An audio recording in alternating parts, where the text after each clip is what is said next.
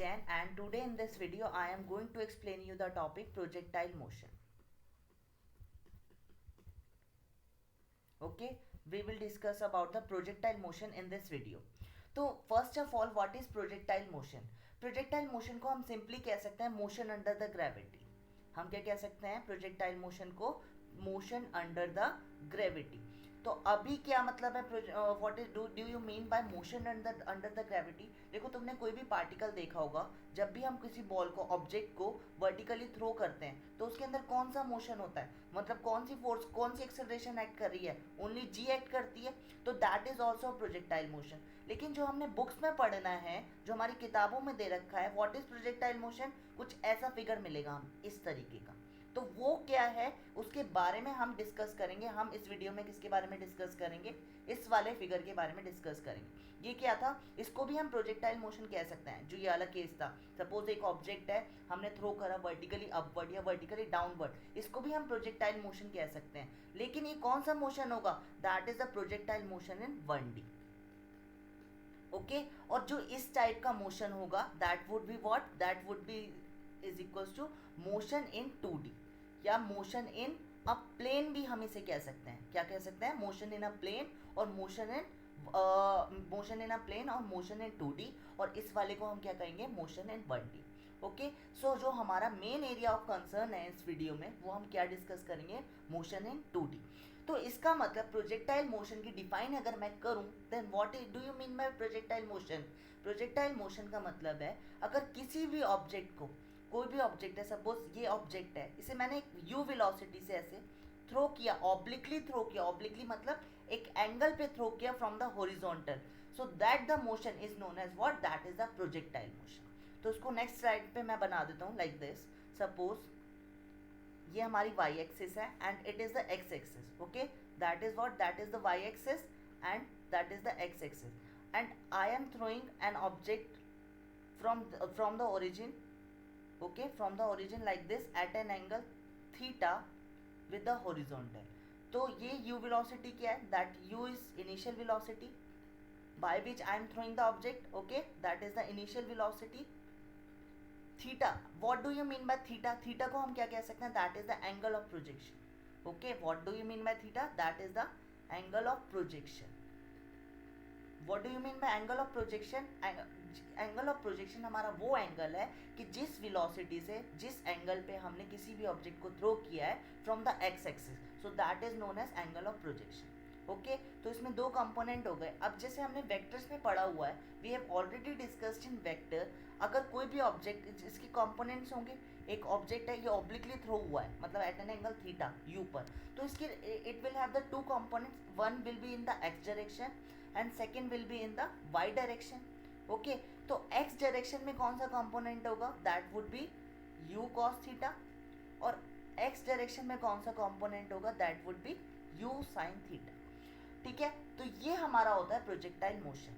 तो जब भी एक इंपॉर्टेंट चीज, इंपॉर्टेंट नोट अगर मैं कहूँ इसे, जब भी हम प्रोजेक्टाइल मोशन को डिस्कस करते हैं, हमें एक चीज का ध्यान देना पड़ता है कि x motion along x axis and y axis are independent to each other. इस लाइन का मतलब क्या? I will explain this line in detail. Let me write this first. देखो, what do you mean by motion along x axis and y axis are independent to each other? इसका मतलब है जो भी x के अलॉन्ग कंपोनेंट्स है, x के along कौन कौन से हो गए? Suppose displacement in x direction हो गई, ये वाली, this one, velocity in x direction हो गई, या फिर एक्सेलरेशन इन x डायरेक्शन हो गई. ये जो भी कंपोनेंट हैं वो y के मोशन को इफेक्ट नहीं डालेंगे. मेरा कहने का क्या मतलब है? Let me take another slide. जो भी एक्सेलरेशन अलॉन्ग x एक्सिस होगी, सपोज x एक्सिस के अलॉन्ग जो एक्सेलरेशन होगी वो किसको इफेक्ट करेगी? खाली vx को इफेक्ट करेगी, ना कि वो vy. एक्सेलरेशन क्या होता है? Rate of change of velocity. तो जो वेलोसिटी चेंज होगी वो खाली x की होगी, उसकी वेलोसिटी का y एक्सिस की वेलोसिटी से कोई लेना देना नहीं.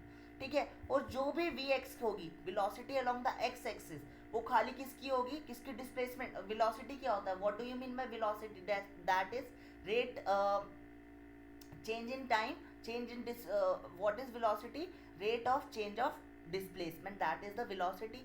तो जो velocity जो change होगी, velocity किसको इफेक्ट करेगी, खाली x डिस्प्लेसमेंट को वो करेगी, इफेक्ट करेगी, ना कि वो y को डिस्प्लेसमेंट करेगी, y डिस्प्ले ना कि वो y एक्सिस की डिस्प्लेसमेंट को इफेक्ट करेगी. तो हम ये कह सकते हैं कि x एक्सिस का मोशन y को इफेक्ट नहीं करेगा और y एक्सिस का मोशन x एक्सिस के मोशन को इफेक्ट नहीं करेगा. तो बेसिकली मैं ये कहना चाह रहा हूँ कि ये दोनों मोशन अलोंग एक्स एक्सिस और वाई एक्सिस क्या है, दोनों मोशन एक दूसरे के इंडिपेंडेंट है, दोनों एक दूसरे पर डिपेंड नहीं है. ठीक है, तो ये चीज़ एक काफ़ी इंपॉर्टेंट चीज़ थी हमारे किसके लिए, प्रोजेक्टाइल मोशन के लिए. तो अभी आगे डिस्कस करते हैं अपने जो उसको आगे बढ़ाते हैं प्रोजेक्टाइल मोशन को, कि इसके अंदर देखो ये अब सबको समझ में आ गया. That is a projectile motion and I am throwing an object with a velocity u at an angle theta and that theta is what, that is the angle of projection. ठीक है, ये हमारा क्या होता है, एंगल ऑफ प्रोजेक्शन होता है. इसके दो component, this velocity will have two component, one is u cos theta and second is u sin theta. ये sin थीटा क्या है, अगर देखो, अगर मैं x एक्सिस के अलोंग देखूं और ये y एक्सिस के अलोंग देखूं, अब इनके मोशन को मैं डिस्कस करता हूँ. एक्स एक्सिस में एक्सेलरेशन कितनी होगी, वेलोसिटी कितनी होगी, डिस्प्लेसमेंट कितनी होगी. ओके, ये अभी डिस्कस करना है. रुको, ये मैं यहाँ पर लिख देता हूँ, 1 सेकेंड. आई थिंक ये सबने नोट डाउन कर लिया होगा. ठीक है, ये दो मोशन को हमें डिस्कस करेंगे, एक एक्स एक्सिस के वेरिएबल्स एंड दूसरे वाई एक्सिस के वेरिएबल्स. तो सबसे पहले जो एक्स एक्सिस में जो हमारी जो वेलोसिटी है वो कितनी है, u cos थीटा. ये तो सबको क्लियर है, जो वेलोसिटी है that is u cos theta in x axis. जो एक्स एक्सिस में जो वेलोसिटी है that is u cos theta and what is the velocity in y axis, that is u sin theta. जो x axis में velocity है वो u cos theta है and जो वाई एक्सिस में velocity that is u sin theta. Okay, दो velocity हो गई, एक u cos थीटा हो गई, एक u sin थीटा हो गई. दूसरा जो पैरामीटर है, जो एक मैं इंपॉर्टेंट चीज डिस्कस करने वाला हूँ, दैट इज वेरी इंपॉर्टेंट. जो एक्सेलरेशन इन एक्स डायरेक्शन होगी वो कितनी होगी, हमेशा याद रखना, ax इज इक्वल्स टू 0. इसका कहने का क्या मतलब है, ax is equals to 0. It means to say that जो एक्सेलरेशन होगी एक्स डायरेक्शन में वो 0 होगी. एक्सेलरेशन क्या होता है, that is rate of change of velocity, कि वेलोसिटी किस रेट से चेंज हो रही है. अगर एक्सेलरेशन 0 तो वेलोसिटी 0. तो इसका मतलब जो हमारी एक्स एक्सिस के अलोंग जो वेलोसिटी है वो हर पॉइंट पे क्या रहेगी, सेम रहेगी. मतलब अगर यहाँ पे इस पॉइंट पर हमारी एक्स एक्सिस के अलोंग वेलोसिटी कितनी है, u cos थीटा, तो अगर मेरे को इस पॉइंट के अलोंग एक्स एक्सिस के अलोंग वेलोसिटी देखनी है तब कितनी होगी वो, तब भी u cos थीटा होगी. यहाँ पर भी u cos थीटा होगी, इस पॉइंट पर भी u cos थीटा होगी, इस पॉइंट पर भी u cos थीटा होगी. मतलब जो वेलोसिटी होगी अलोंग एक्स एक्सिस वो हमेशा कांस्टेंट रहेगी. That would be equals to what, that would be equals to u cos theta, जिससे एक्सेलरेशन एक्स एक्सिस में कितनी हो जाएगी, 0 हो जाएगी. और u cos थीटा ये क्या है हमारा, ये कैसा होगा, ये हमारा कांस्टेंट होगा. आई थिंक ये बात सबको क्लियर होगी. ठीक है, तो यहाँ पे जो वेलोसिटी इन एक्स एक्सिस कितनी हो गई, u cos थीटा, और एक्सेलरेशन कितनी हो गई एक्स एक्सिस में, 0 हो गई. ठीक है, तो दूसरी चीज, अगर y एक्सिस में एक्सेलरेशन की बात करें तो what is the acceleration in the y direction. अगर कोई भी ऑब्जेक्ट हमने ऊपर की साइड थ्रो किया है वर्टिकली डायरेक्शन में, तो उसकी एक्सेलरेशन कितनी होती है, -g. माइनस क्यों लगाया, क्योंकि g will always act in the downward direction and मैंने एज्यूम कर लिया जो भी डाउनवर्ड डायरेक्शन में वेरिएबल्स हैं that would be equals to negative. तो इतनी बात प्रोजेक्टाइल मोशन की आई होप सबको क्लियर हो गई. एक्स एक्सिस में जो हमारा वेलोसिटी है वो हमेशा कांस्टेंट रहती है और वाई एक्सिस में जो एक्सेलरेशन होती है वो किससे चेंज होती है, किस acceleration, that would B -g. अब दूसरी चीज़ एक और डिस्कस करने वाली है कि अगर जो हमारा जैसे जो ये होती है इसे हम क्या कहते हैं, रेंज कहते हैं. What is this, that is the range. 1 second, ये क्या होती है हमारी, दैट इज द रेंज. इसे हम क्या कहते हैं, रेंज. एक्स एक्सिस में जो भी मैक्सिमम डिस्प्लेसमेंट हो रही है that is what, that is the, इसे हम क्या कहते हैं, that is range and it is represented by r. ठीक है, वो किससे रिप्रेजेंट करते हैं, r से क्या करते हैं. और ये जो h मैक्स होती है ये होती है जैसे जो मैक्सिमम पॉइंट है इन द y डायरेक्शन, इसको हम किससे रिप्रेजेंट करते हैं, एच मैक्स से, या we can also call it as maximum height, इसे हम मैक्सिमम हाइट भी कह सकते हैं एंड मैक्सिमम हाइट भी कह सकते हैं और एच मैक्स भी कह सकते हैं। और जो टाइम ले रहा है, मतलब एक ऑब्जेक्ट, एक पार्टिकल, एक ऑब्जेक्ट सॉरी, यहाँ से यहाँ थ्रो होने में जितना भी टाइम ले रहा है, that is equal to what, that is the time of flight. और ये सबसे सिंपल केस है हमारे प्रोजेक्टाइल मोशन का। इसमें हम किसके बारे में डिस्कस कर रहे हैं, जब ऑब्जेक्ट हमारा कैसा थ्रो हो रहा है, ग्राउंड टू ग्राउंड। कैसा केस है ये, फर्स्ट केस हम डिस्कस कर रहे हैं, that is ground to ground. तो इसमें हम तीन चीज निकालेंगे, तीन चीज को डिस्कस करेंगे।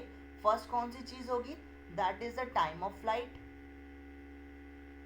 मतलब एक पार्टिकल को ये यहाँ से यहाँ जाने में, यहाँ से यहाँ ट्रेवल करने में जितना भी टाइम लगा, सबसे पहले हम टाइम ऑफ फ्लाइट कैलकुलेट करेंगे।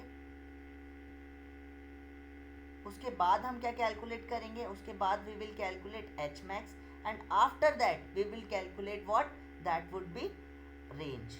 रेंज निकालेंगे। ये तीनों चीज़ हमारी मोस्ट इंपॉर्टेंट है जेई के पर्सपेक्टिव में। और सबसे सिंपल केस है, सबसे पहले हम कौन सा केस पढ़ रहे हैं, that is for the ground to ground.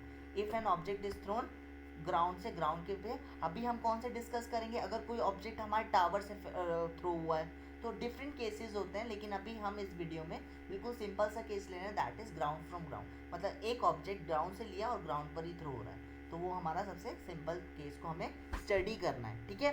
तो अब स्टार्ट करते हैं सबसे पहले टाइम ऑफ फ्लाइट के। मैं एक नेक्स्ट स्लाइड ले लेता हूँ, 1 सेकेंड। तो सपोज ये है एक ऐसे ऑब्जेक्ट है, हमारा ये प्रोजेक्टाइल मोशन है यहाँ से, ठीक है, ऐसे जा रहा है।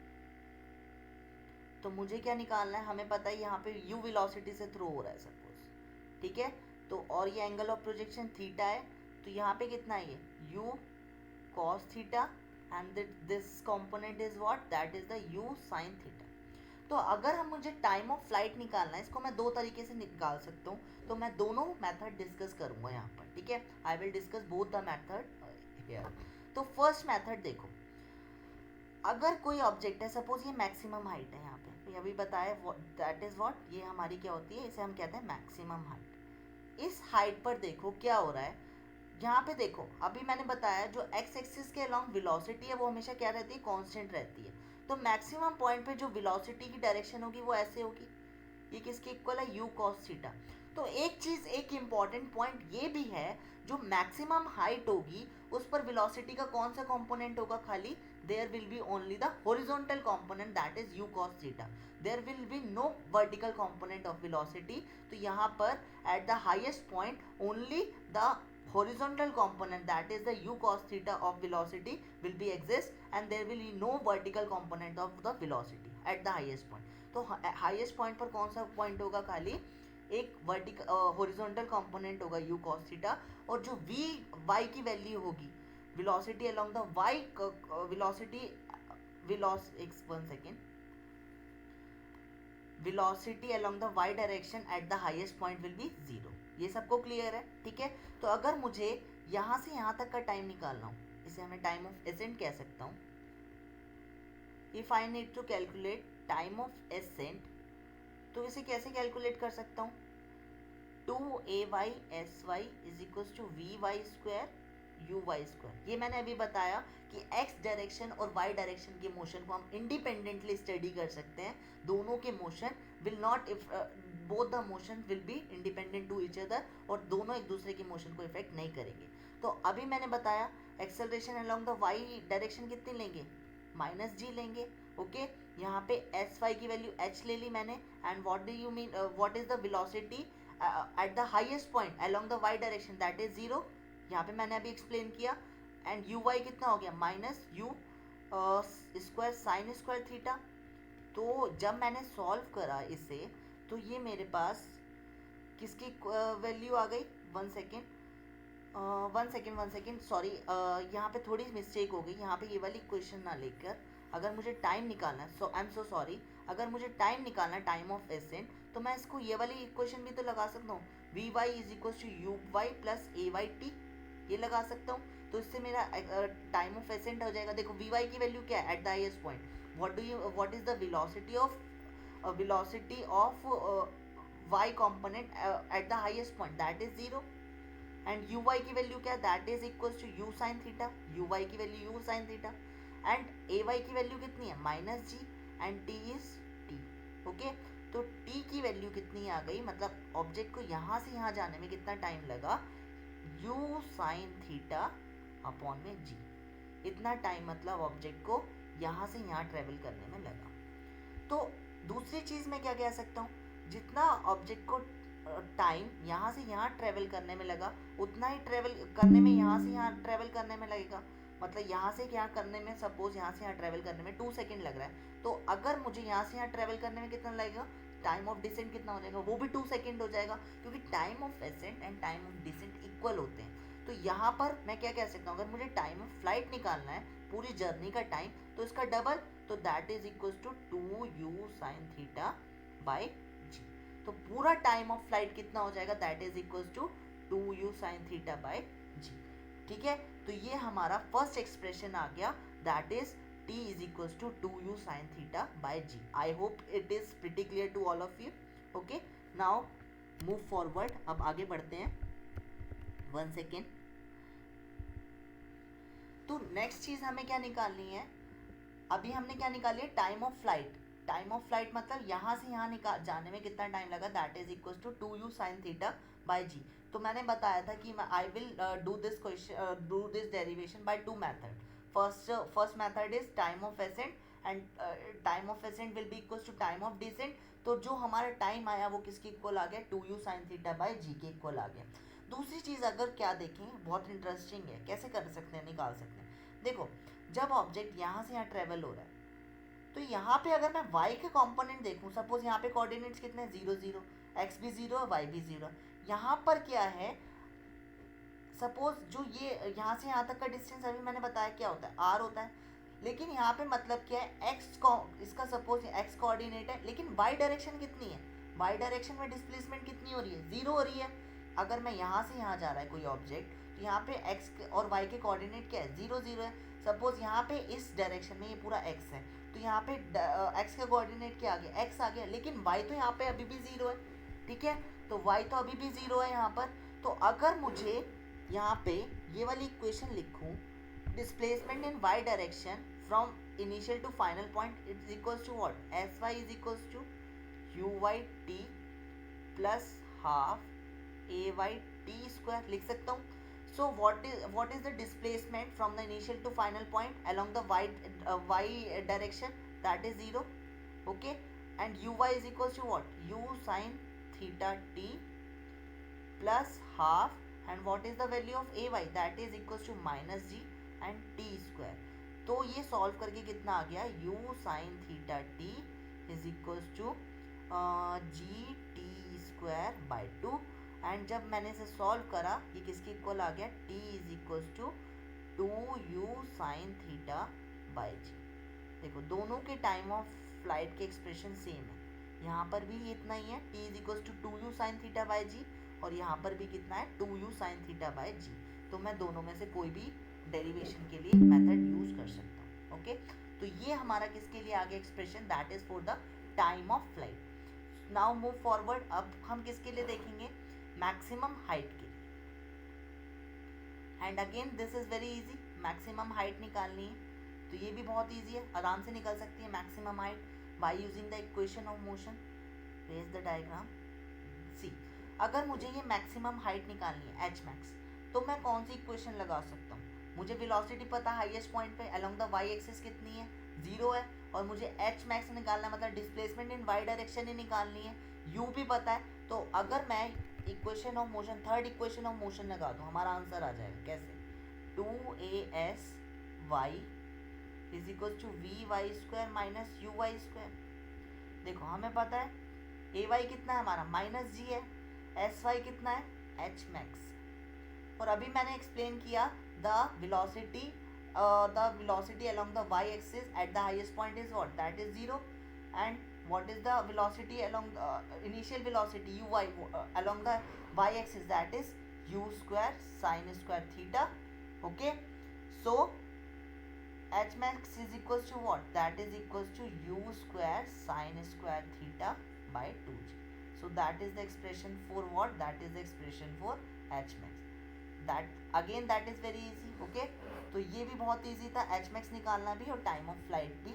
दो वेरिएबल्स हमने निकाल ली कि एच मैक्स कैसे निकाल सकते हैं and how can I calculate the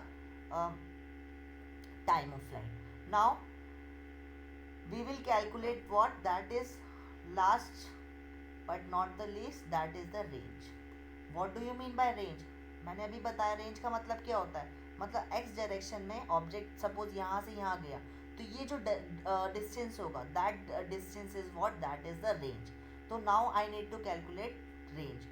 तो रेंज का लिए हमें कौन सा वेरिएबल चाहिए, एक्स एक्सिस के अलॉन्ग डिस्प्लेसमेंट चाहिए. तो अगर मैं ये लगाऊं range is equals to what, range is equals to s is equals to uxt plus half axt square. ये वाली इक्वेशन लगा सकता हूँ मैं. तो रेंज के लिए uxt, अब सबसे इंपॉर्टेंट चीज अभी मैंने बताई थी स्टार्टिंग में क्लास के कि ax की वैल्यू कितनी होती है, दैट इज 0. जो acceleration along the x axis वो हमेशा कितनी रहेगी, 0 रहेगी. तो ये वाला टर्म 0 आ गया. तो रेंज हम कैसे कैलकुलेट कर सकते हैं, that is ux by ux into t. तो स्टार्टिंग में हमने सबसे पहले t निकाला, t की value that is time of flight. तो ux and u, what is the value of ux, velocity along the initial velocity at the initial velocity कितनी है हमारी, इनिशियल वेलोसिटी कितनी है एक्स एक्सिस के along, that is u cos theta. And what is the value of t, that is equals to 2u sin theta by g. Okay, तो range को अगर मैं कैलकुलेट करूं तो ये कितना आ जाएगा, 2u square sine theta cos theta by g. ठीक है, और एक फॉर्मूला मुझे पता होगा सबको, 2 sine theta cos theta is equals to what, that is equals to sine 2 theta. ये मैथ्स का सबसे इंपॉर्टेंट ट्रिक होगा, सबको पता होगा ये फॉर्मूला. तो 2 sine theta cos theta is equals to what, that is equals to sine 2 theta. तो अगर ये 2 साइन थीटा कॉस थीटा की जगह मैं क्या लिख सकता हूँ, साइन 2 थीटा. तो मेरे पास रेंज का एक्सप्रेशन क्या आ गया, u square sine 2 theta by g. So that is the expression for what, that is the expression for range. तो हमने तीनों कैलकुलेट कर लिए. How can I calculate time of flight, how can I calculate the range and how can I calculate the maximum height. तो ये तो आज के लेक्चर में हम इतना ही. Thank you very much for watching my video.